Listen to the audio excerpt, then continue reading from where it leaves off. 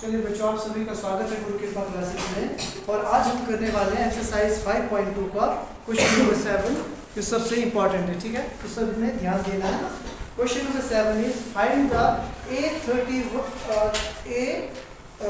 Find the 31st term of an AP whose 11th term is 38 and 16th term is 73। ठीक है, इसने बोला कि आप लोगों ने क्या करना है, A31 की वैल्यू को फाइंड करना है। ठीक है जी।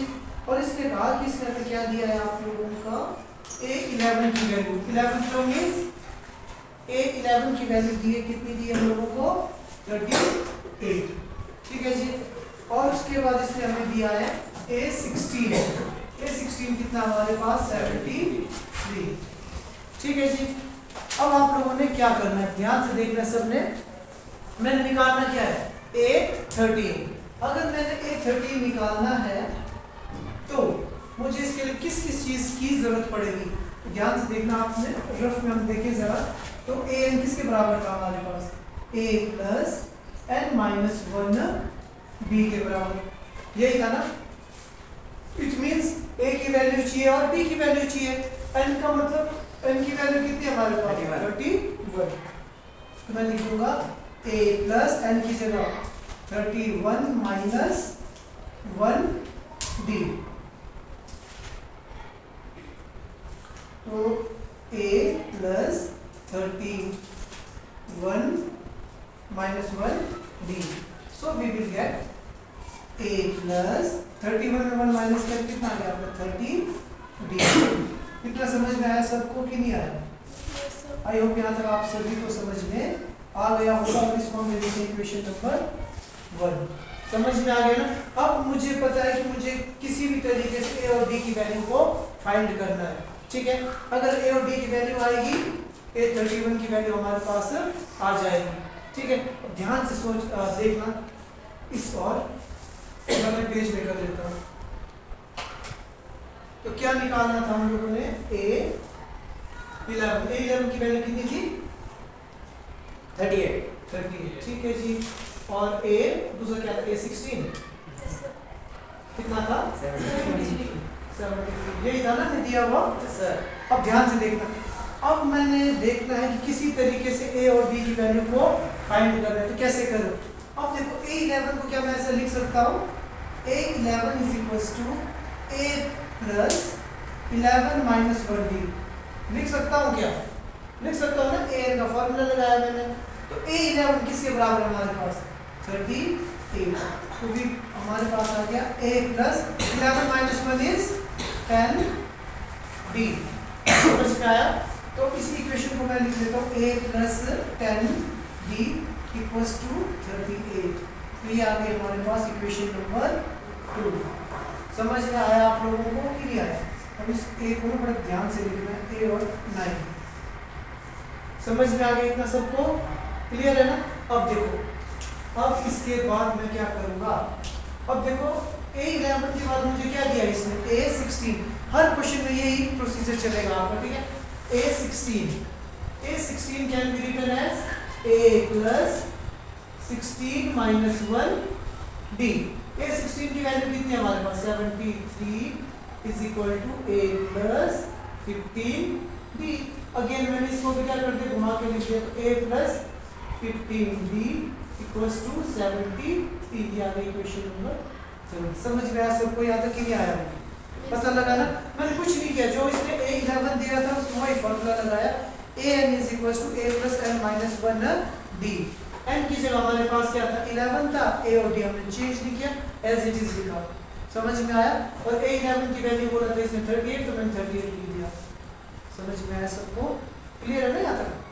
अब देखो, अब मुझे पता है कि जब कभी भी हमारे पास अगर दो इक्वेशंस बन जाए, अगर मैं उनको सॉल्व करूंगा तो मेरे पास क्या बन जाएंगी, दो वेरिएबल्स की वैल्यू आ जाएगी।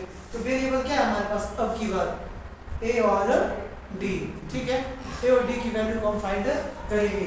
तो ध्यान से देखो, हम इसके नीचे इस वाली इक्वेशन को लिख लेता हूँ, a plus 10d equals to 38। अब ध्यान से देखो, अब हमने क्या करना है, जब कभी भी दो इक्वेशंस को आप सॉल्व करते हो, सबसे पहला काम होता है हमारे पास क्या, कि वेरिएबल्स को किसी तरीके से सेम बनाओ। अगर मैं ध्यान से देखूं तो a इधर भी है, a इधर भी है, कोएफिशिएंट भी क्या दोनों का वर्ग, दोनों सेम है ना, तो इसका मतलब कुछ मल्टीप्लाई करने की जरूरत नहीं है। अब उसके बाद अगला काम क्या होता है हमारे पास, अगला काम होता है कि जो जिन दो वेरिएबल्स को आप एलिमिनेट करना चाहते हो उनके साइन देखो कैसे हैं, ये भी प्लस का ये भी प्लस का, जब कभी भी दो इक्वेशंस के साइन क्या हो सेम हो तो हम क्या करते हैं दोनों इक्वेशंस को आपस में माइनस करते हैं, सब्ट्रैक्ट करते हैं। जब कभी भी दो इक्वेशंस को माइनस करते हैं तो नीचे वाली इक्वेशन के साइन क्या हो जाते हैं सारे के सारे चेंज, माइनस नहीं होते चेंज, अगर ये माइनस होता तो वो प्लस बन जाता। समझ में आया, एक प्लस है एक माइनस है, क्या हो जाएगा आपस में कैंसिल हो गया, plus 15 minus 10 plus minus minus 15 में 10 माइनस करोगे कितना आएगा 5d और साइन रहेगा बड़े नंबर का मींस प्लस का। समझ में आया। उसके बाद यहाँ पे लिखा मैंने equal two plus minus minus 73 minus 38 कितना आया, 13 में 8 माइनस किया तो 5 आ गया, 6 में 3 माइनस किया तो 5, तो d की वैल्यू कितनी आ गई हमारे पास 35 अपॉन 5, d की वैल्यू कितनी आ गई बच्चों हमारे पास 7, so इक्वल टू 7। इस तरीके से आया समझ में कि नहीं आया, पता लगा। अब मेरे पास चॉइसेस d की वैल्यू को किसी भी इक्वेशन में डाल सकता हूँ, चाहे मैं इधर डालूं या इधर डालूं, आपकी मर्जी है। तो कोशिश हम करते हैं जहाँ पे मैं नंबर थोड़ा छोटा दिखाई दे, तो मुझे ये इक्वेशन नंबर 2 में छोटा लग रहा है तो मैं लिख दूंगा put the value of d in equation number 2, d will get यही कर लेगा छोटा सा पूरा हमारे पास। तो क्या आ गई equation a plus 10b equals to 38, ये वाली इक्वेशन थी ना, इसमें मैंने क्या करना है d की जगह क्या लिख दूंगा मैं 7, तो हमारे पास आंसर कितना आ गया a is equals to 38 minus 70, तो कितना आ जाएगा 10 में 8 माइनस किया तो 2 आ गया, 6 में 3 माइनस किया तो दिस और साइड आएगा नेगेटिव का। आया समझ में कि नहीं आया, a की वैल्यू आ गई माइनस 32, यहाँ तक समझ में आया कि नहीं आया आपको। 70 में मैंने 38 माइनस किया और साइन हमेशा किसका रहता है बड़े नंबर। अब ध्यान से देखो मेरे पास a की वैल्यू भी है d की वैल्यू भी है और इस वैल्यू को हम कहाँ डालेंगे आपकी इक्वेशन नंबर 1 में। समझ में आया, क्योंकि मेरे पास a की वैल्यू भी है और d की वैल्यू भी है, तो हमारे पास आंसर क्या आएगा, तो a 31 किसके बराबर था a प्लस 30d, तो a की value minus 32 plus 30 multiply by d की वैल्यू कितनी आई थी 7, so we will get minus 32 plus 210, so we will get 10 में 2 गया 8 आ गया, 10 में 3 गया 7 आ गया और यहाँ पे आ गया 1, आंसर इज 178, दैट्स इट।